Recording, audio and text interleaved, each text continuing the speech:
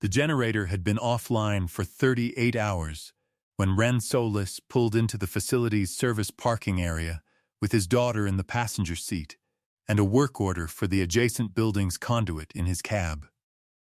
The 10 engineers inside had been there for most of those 38 hours.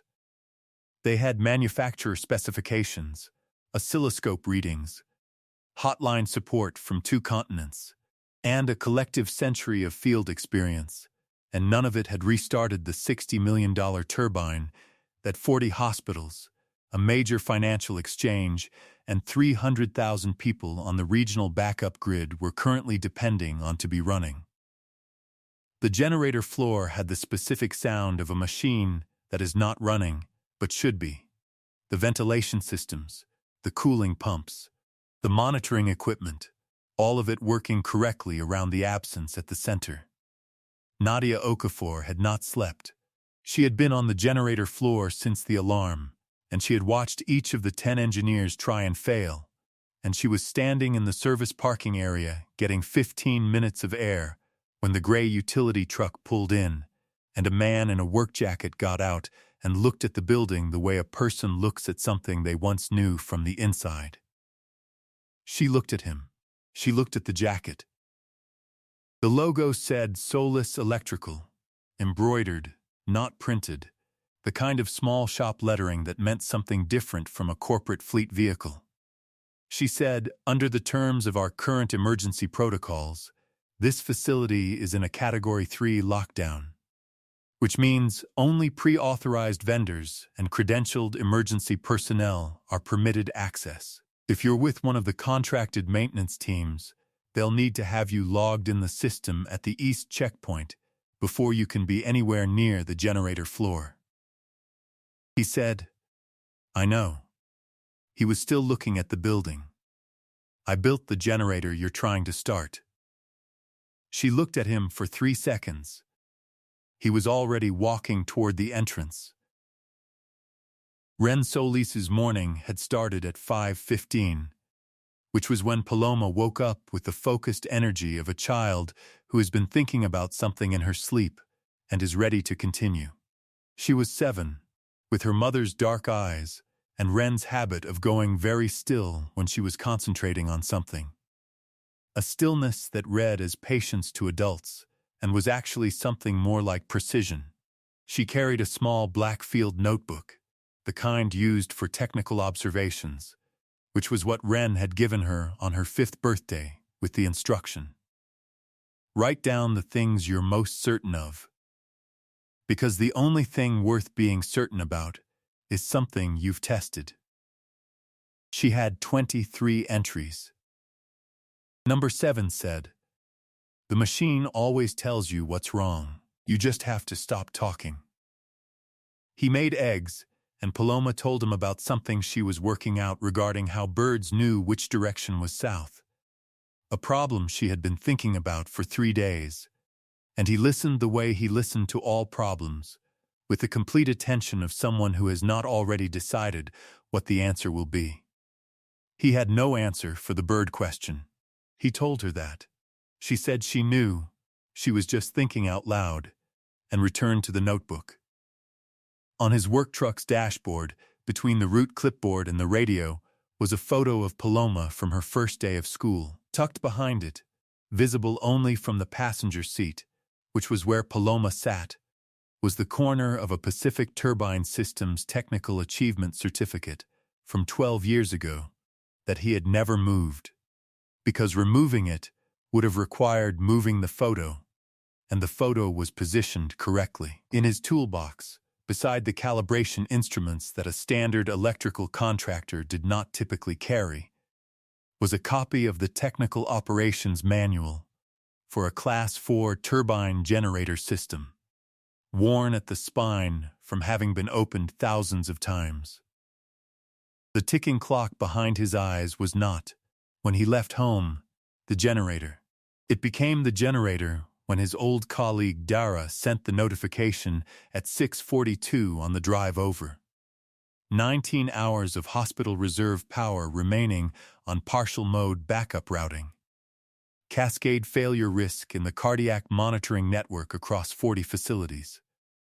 One line at the bottom that said, "If you're anywhere near Meridian, Ren, this is the one." He had driven to Meridian. He had not told Paloma about the 19 hours. He had told her they might be there a while.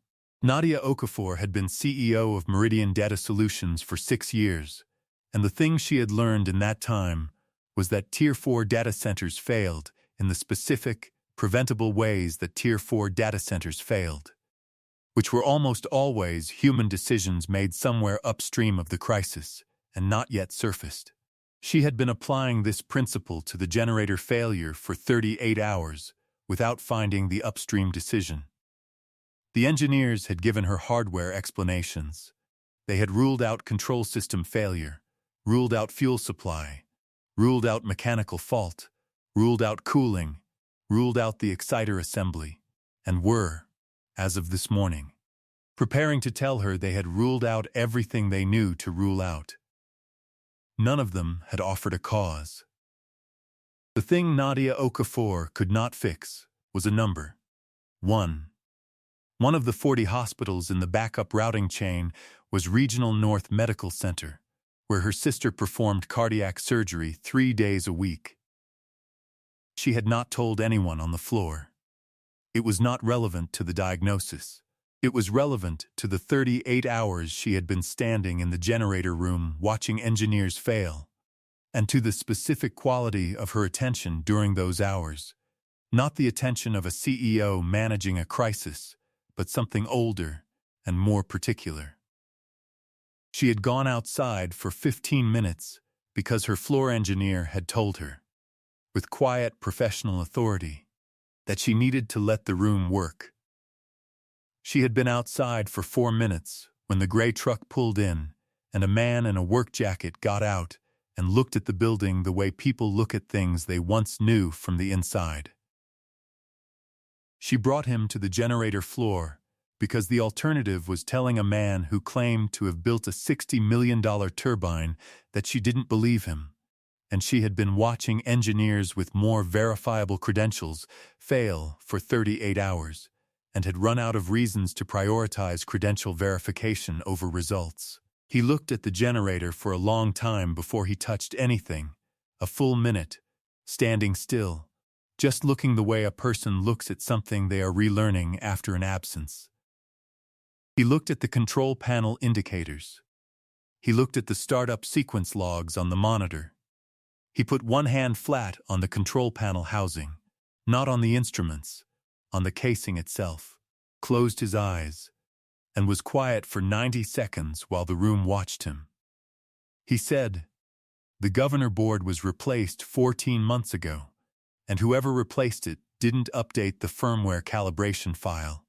So the protective relay reads a 0.3-degree phase offset that isn't real and trips the system before the field current can build, which is why it presents as a hardware fault and isn't. And the fix is a specific command sequence in the calibration terminal." One sentence. The room absorbed it.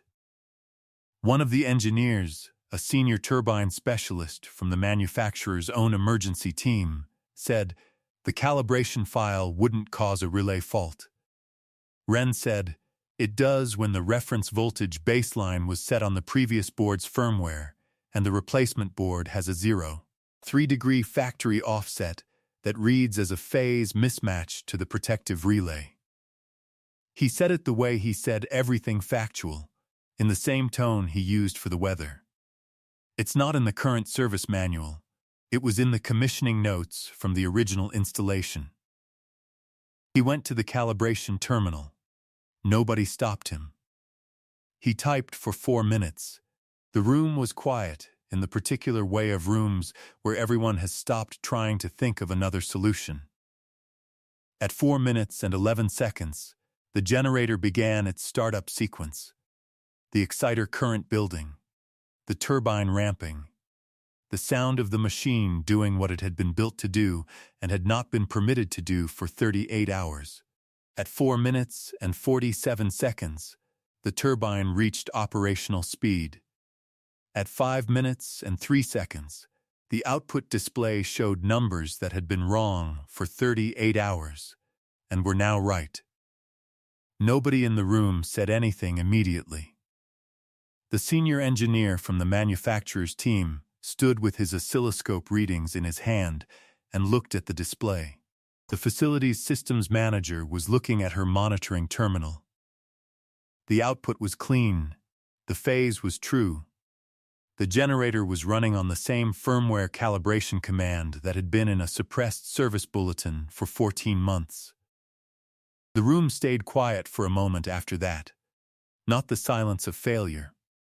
The other kind. Nadia said, before she had decided to, "Who are you?" He said, "I'm Ren." He was already reading the output display. The system's in partial power test mode. There's a secondary authorization required to go to full operational. You'll need the manufacturer's rep for that. He said it without significance. He did not know yet what the manufacturer's rep had done. Paloma had been in the truck for 20 minutes before she got out. She had a rule about this.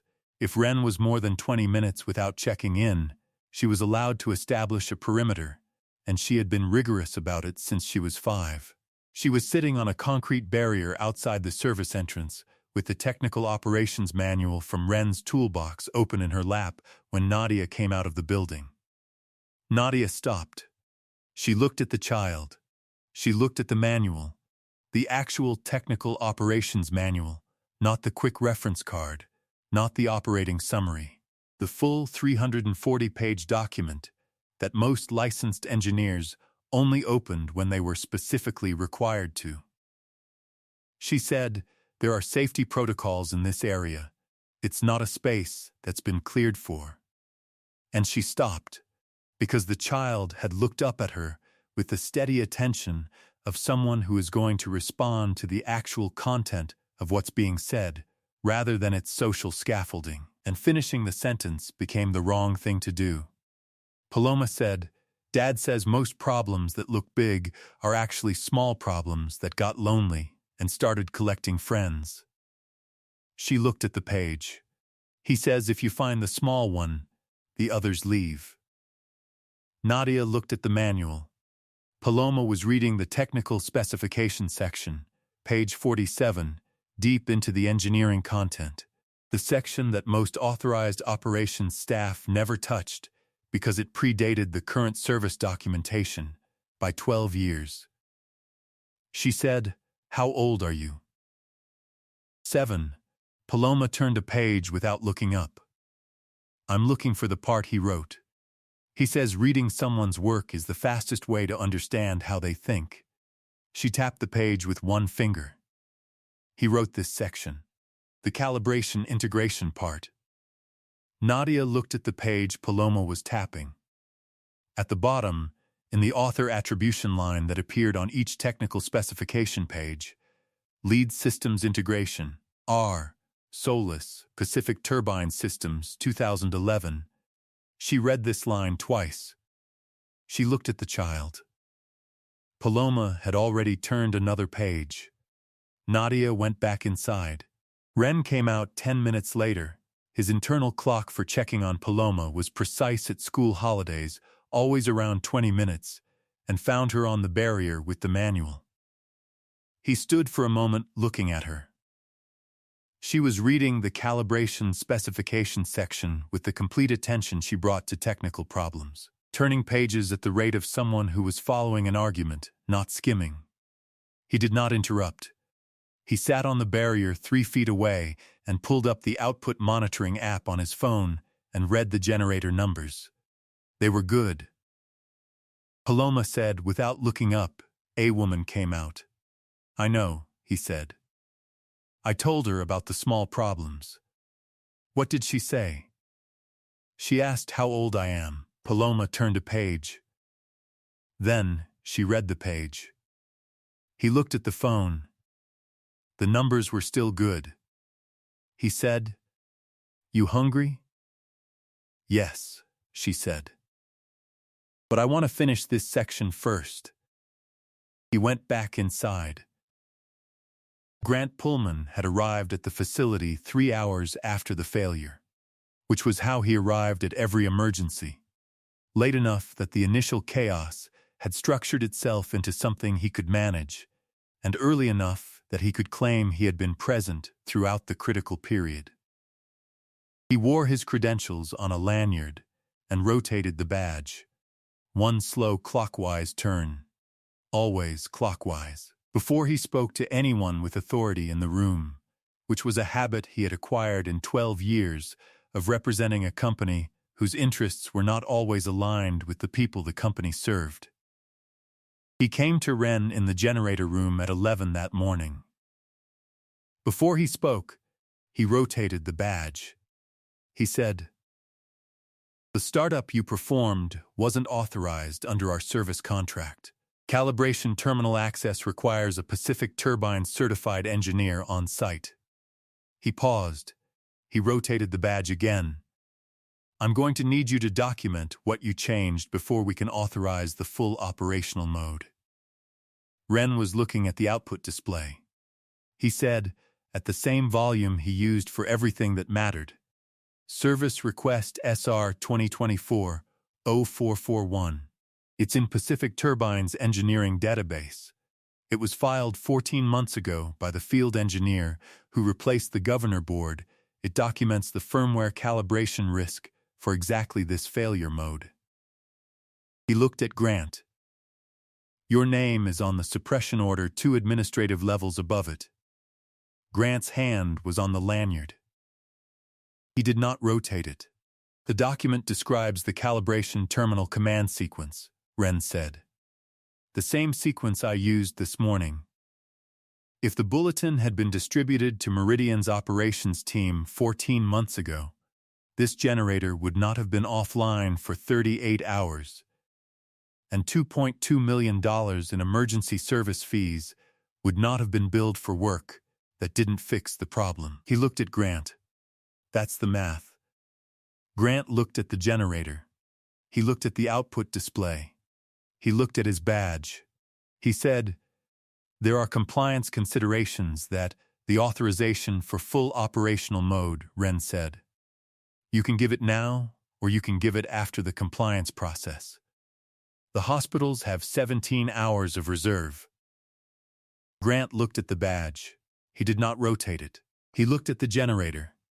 He looked at Wren. He turned and walked toward the facility's administrative section without another word. His footsteps on the concrete were even and deliberate. And then they were in a different part of the building. And then they were not audible. Nadia had been standing at the generator room's entrance. She stayed there for a moment in the quiet.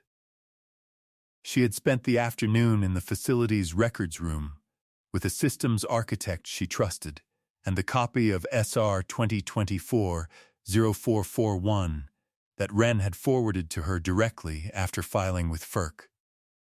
The suppression order was on page 3. Grant Pullman's authorization code was on the suppression order. The service billing records, $2. $2 million in emergency service fees charged to Meridian over 38 hours for 10 engineers who had not been given the bulletin that contained the fix, were on page 4. She found Wren in the commissioning booth at 6 that evening. The booth was a small glass windowed room above the generator floor, original to the facility, used during initial installation and essentially unused since.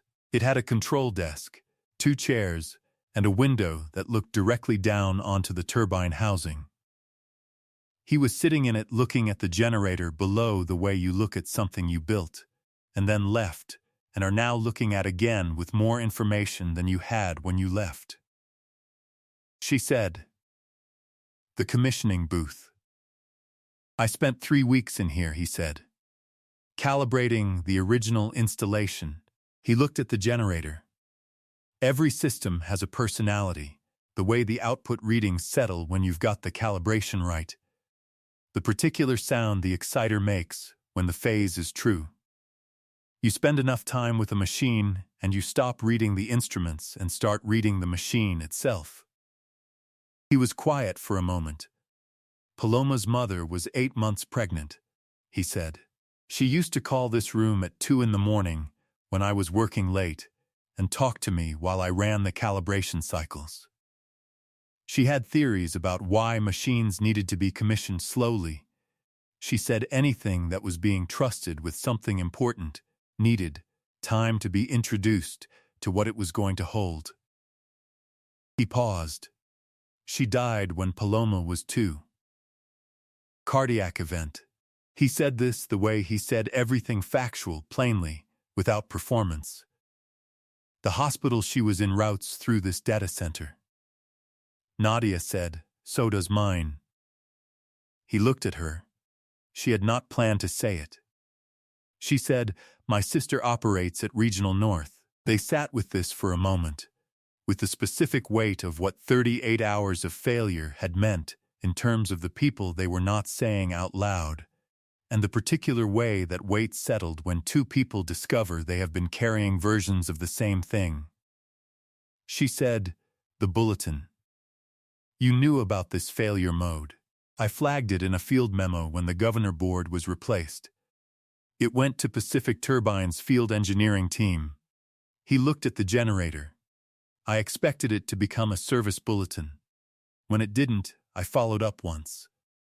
Dara, the colleague who sent me the notification this morning, said she thought the memo had been shelved." He was quiet. "I should have pushed harder. Grant Pullman issued the suppression order," she said. "Not you." "No," he said. "But I designed this system. I knew what the failure mode looked like. I should have made it impossible to miss." He said this without self-pity, as an engineer's statement of what the design should have included.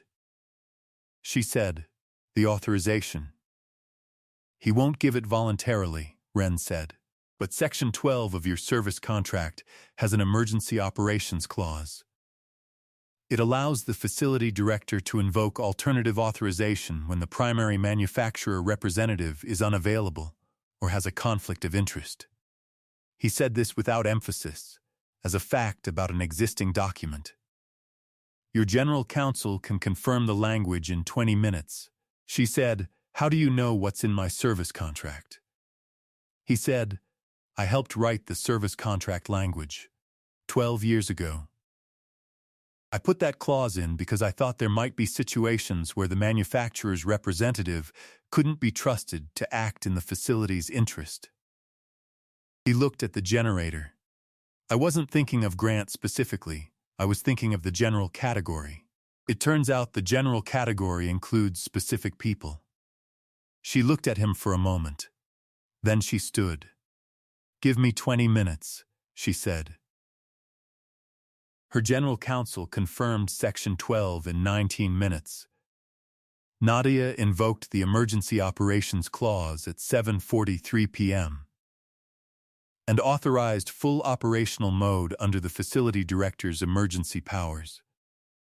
The generator's output climbed from partial to full operational at 7:51. The hospital routing came back online at 7:54. The 40 hospitals received the system restored notification at 7:55.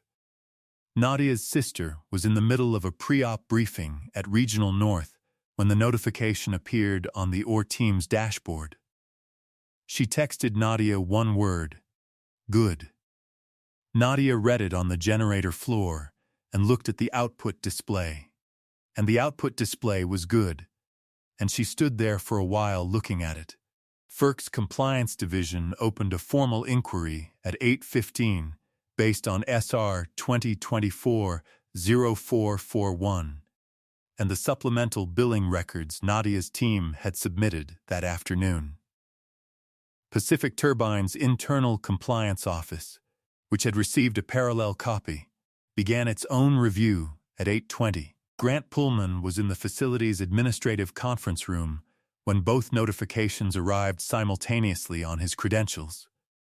He had been making phone calls to his attorney, to the Pacific Turbine General Counsel's office, to 2 people at the regional level who he believed could intervene in the inquiry before it formalized.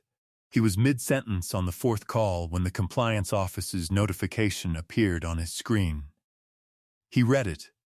He finished the sentence he was saying. He ended the call. He sat at the conference table with his badge on the lanyard in front of him and looked at the notification for a long time. He picked up the badge. He held it. He did not rotate it. Pacific Turbine's compliance team arrived at the facility at 10:15, his own company, operating under FERC direction. 2 people he had worked with for 11 years. They came into the conference room and placed a second document on the table, a preliminary findings notice, running to 7 pages, identifying SR 2024-0441, the suppression order, and the billing records as the basis for an immediate suspension of his operational authority, pending full investigation. He read the first page. He looked at his badge. He said, "There are aspects of the service contract timeline that provide context for the lead compliance officer said, your access credentials have been suspended as of 8/22. We'll need your facility badge before you leave." He placed the badge on the table. He walked through the generator floor on his way to the exit because it was the most direct route. The generator was running at full operational power. The output numbers on the display were exactly what they should be, had always been able to be, had been prevented from being for 38 hours. He did not look at the display. He did not look at Ren, who was at the calibration terminal running the post-operational diagnostic. He walked through the floor and out the service entrance and into the parking lot, and his footsteps on the concrete were even and measured, and then they were gone. Nadia was on the generator floor when he passed. She watched him go. She turned back to the output display. The numbers were good. She stood there for a long time looking at the numbers being good. Ren was at the calibration terminal running the post-operational diagnostic when she came to stand beside him. He read the output. She read the output. He said, "Clean." She said, "Yes." Neither of them moved. 1 year later. Paloma turned 8 in May and added 2 entries to the first principal's notebook, bringing the total to 26. Entry 24 said, "The people who know how to fix things are not always the people in the room where the thing is broken." Entry 25 said, "Sometimes the right person takes 4 minutes.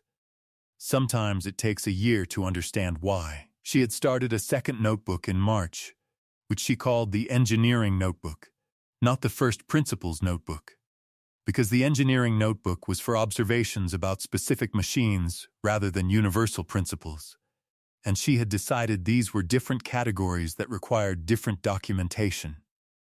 She had 12 entries so far. Entry 3 was about the $60 generator. Firmware calibration files don't update automatically when you replace a board. Someone has to do it. Nobody checked if someone did. Ren's firm had taken on 3 new staff engineers, which was more than he had planned for, and exactly as many as the work now required. The calibration work he had done at Meridian had been documented in a service bulletin that Pacific Turbine's new operations director, hired after Grant Pullman's departure and the compliance settlement, issued to all operators of the affected unit type. 21 facilities received the bulletin. None of them called him. He considered this the best possible outcome of the worst possible day. Nadia had restructured the facility's service agreements. The Section 12 Emergency Operations Clause was now standard language across all contracts. She had added one sentence that hadn't been there before. The facility maintains the right to consult with the original design engineer of any critical system at any time, without prior manufacturer authorization. She had not mentioned this to Ren when she sent the revised agreements for signature. He found the clause on page 43. He called her. She was at her desk when the call came in, going through the monitoring dashboard for the monthly review. She answered on the second ring. She said, "I wondered when you'd get to that page." He said, "It's an unusual clause." "It's an accurate clause," she said. Paloma was at the kitchen table doing homework when he made the call, and she looked up at the quality of his silence after Nadia said that. The specific quality that entry 26 was going to describe, the one she was still working out the language for. And she looked back at her homework and wrote, "Some silences are agreements. You can tell by how long they last." She underlined it. It lasted long enough. The fix is never where you're looking for it. The person who knows it is standing outside the room. If someone had the answer to your 38-hour crisis the whole time, and someone else was paid to keep it out of the room, would you want to know what that silence cost? Share this with someone who has ever been the person in the parking lot. Subscribe. We tell these stories every week. Then tell us, what's the most important 4 minutes you've ever seen? We read every one.